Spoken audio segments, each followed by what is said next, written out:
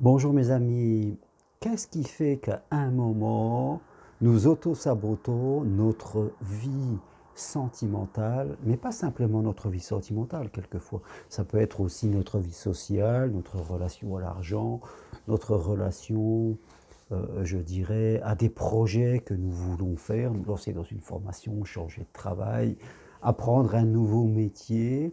C'est vrai que quelquefois, nous auto-sabotons notre désir. Déjà, j'ai envie de définir un petit peu qu'est-ce que ça veut dire l'auto-sabotage. Eh bien, l'auto-sabotage, comme je le disais il y a quelques instants, c'est briser quelque chose que je veux. Quelque part, briser un désir d'amour, c'est-à-dire tout faire pour m'empêcher de le vivre. Quelque part, briser un rêve d'entrer dans une formation ou de faire un nouveau métier. Donc, je vais trouver toutes les raisons, en tout cas, qu'il va faire pour faire en sorte de ne pas atteindre mon désir. Je crois que deux choses qui se mélangent un petit peu quand on vit ce genre de situation. La première est qu'il faut intégrer pour être tolérant avec soi, vous voyez, c'est que toute partie de nous qui met en place un comportement, une émotion qui provoque un comportement, donc toute partie de nous qui met en place, je dirais, cet auto-sabotage a une intention positive. Ce qu'elle veut faire, c'est bon pour nous. En tout cas d'après son analyse. Notre inconscient qui nous parle au travers de nos émotions, on pourrait aussi appeler ça notre enfant intérieur, tout ce qu'il fait, c'est pour notre sécurité, c'est parce qu'il estime qu'il y a un danger. On peut très bien être dans une relation sentimentale, tout va bien, et quand on commence, je dirais, à parler d'engagement, à parler de vie commune, patatrac, eh bien, notre inconscient qui parle au travers de nous, au travers de nos émotions, eh bien, va commencer à nous faire ressentir de la crainte, de la peur, on va avoir des comportements bizarres et forcément, on va auto-saboter. Rappelez-vous, une deuxième chose, là je disais quelque chose à intégrer, toute partie de nous qui met en place un comportement a une intention positive. Mais on peut y mettre une deuxième chose, c'est que l'être humain par nature veut aller vers le plaisir et veut éviter la douleur. Donc ce qui est important pour vous, si vous voulez mieux vous comprendre, mes amis, c'est à quoi connecte mon inconscient une chose. Est-ce que l'amour, c'est connecté à du plaisir, à de l'envie? Au fait de compte, c'est de connecter à un risque de douleur. Lumière d'un côté, ombre de l'autre. Et il y a toujours cette dualité à l'intérieur de nous. Et en fonction de comment mon inconscient va interpréter l'amour, la relation, est-ce qu'il va avoir une opportunité ou un risque? Eh bien, c'est là où peut-être je vais commencer à avoir des peurs.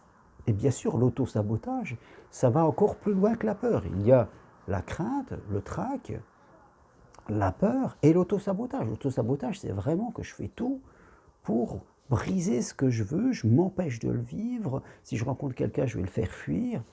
Donc, il va y avoir tous des comportements corporels, même des comportements incohérents que je ne comprends pas parce que mon inconscient veut me faire éviter ce qu'il interprète pour un risque.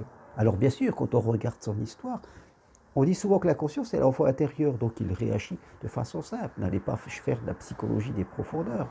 Votre inconscient, eh bien, regardez votre histoire et ce que vous avez vécu et vous y trouverez des réponses simples. Sachez lire ça simplement. Vous y trouverez, si vous avez eu de mauvaises relations avec vos parents, si vos parents avaient des mauvaises relations de couple ou toute autre chose, eh bien, vous y trouverez les éléments de réponse qui font que votre inconscient a développé des croyances par rapport à des risques, par rapport à ce qu'il veut éviter. Et plus le risque sera important, et plus cet inconscient eh bien, va être puissant, fort, à vous faire aller dans des tourments les plus difficiles à vivre, pour vous empêcher, pour vous faire stopper. Donc il faut comprendre ça, savoir l'observer, vous dissocier, et comprendre que oui, Vous êtes dans la dualité à ce moment entre une partie qui veut, une partie qui ne veut pas. Et la partie qui ne veut pas, votre inconscient, eh bien, il est très puissant parce que pour lui, il y a un grand danger. Ok. Voilà. Il n'y a pas d'évolution sans prise de conscience, mes amis. Tant que je n'ai pas pris conscience de ça, eh bien, je ne peux pas évoluer. Alors après, bien sûr, il va falloir tout doucement, patiemment, rééduquer votre inconscient. L'inconscient est puissant, il vous fait voir tout ce que vous voulez. Je veux dire, si pour lui l'amour c'est danger, il va vous faire voir que des couples qui ne vont pas, parce qu'on va sélectionner. Forcément, il va vous faire voir que des choses ou entendre que des mots qui vont aller dans votre sens, et tout le reste, il va le zapper. Il a cette puissance de nous faire sélectionner dans notre regard, dans nos oreilles, ce que l'on va voir. Donc, c'est important que vous compreniez ça pour pouvoir tout doucement vous dire que vous devez le rééduquer au travers d'auto-hypnose, de méditation, au travers d'expériences personnelles, d'intégration de nouvelles croyances. Il y a toute une rééducation qui peut prendre plusieurs mois. Bien sûr, votre inconscient, il va vous dire que tout ce que vous voulez faire pour lutter contre lui, ça ne sert à rien. Mais il y a un moment où on doit pas forcément s'écouter, on doit apprendre à se parler à soi-même, à se dire qu'on va faire ce chemin, que je dirais, ok, l'amour, tu crois que l'amour c'est un danger, mais rester seul toute sa vie, c'est un danger encore plus grand. Et c'est ainsi que tout doucement, patiemment, on va se rééduquer psychologiquement et on peut évoluer. Il faut une certaine patience, une certaine persévérance et surtout beaucoup de souplesse avec soi-même. Voilà ce que je voulais vous dire aujourd'hui sur l'autosabotage. Il ne s'agit pas de le comprendre, il s'agit pas plutôt de le lutter, pardon, il s'agit de le comprendre et d'apprendre à vous rééduquer psychologiquement. Voilà mes amis, si vous voulez aller plus loin sur ce que je propose, eh bien allez voir sur mon site germainrocari.com et si vous aimez mes vidéos, appuyez sur j'aime et je vous dis à très bientôt. Merci, au revoir.